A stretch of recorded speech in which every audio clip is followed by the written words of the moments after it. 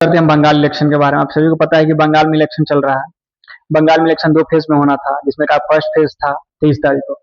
Bumper voting हुआ है, एकदम 5 बजे तक एकदम 89.9% वोटिंग हो गया था और ओवरऑल टर्नआउट हुआ है लगभग 90% प्लस। मतलब ये माना जा रहा है कि खतरनाक मत से वोटिंग हुआ है और पूरा लोग बढ़ चढ़ के अपना वोटिंग किए हुए हैं।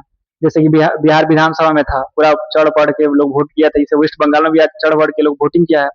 आप सभी को पता होना चाहिए आज 152 सीटों पे चुनाव होना था और 152 सीटों पे चुनाव संपन्न भी हुआ है, जिसमें 1478 उम्मीदवार अपना भविष्य आज आजमाए होंगे, जिसमें से लगभग 3 crore 71 lakh something voter listed लोग वहां पे हुआ था।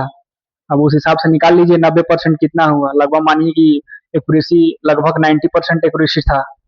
मतलब ये है कि वोटिंग पड़ा है इस बार वोटिंग, और काउंटिंग के समय मतलब जो भी जीत हार होगा बहुत कम मार्जिन से ही जीत हार होगा इस बार, इंडिकेट यही हो रहा है।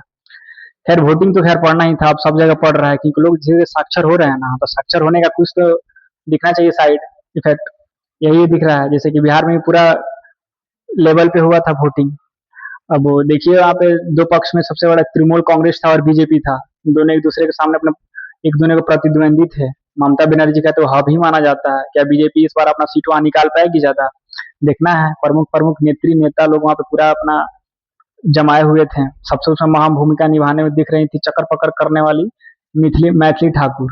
क्या ये देखते हैं कितना वहां पे प्रभाव डाल पाई हो। सब लोग मछली खा खा के वहां पे प्रचार किया बीजेपी के लोग, वो मछली खाना कितना सफल होता है बंगाल में, यही देखना है।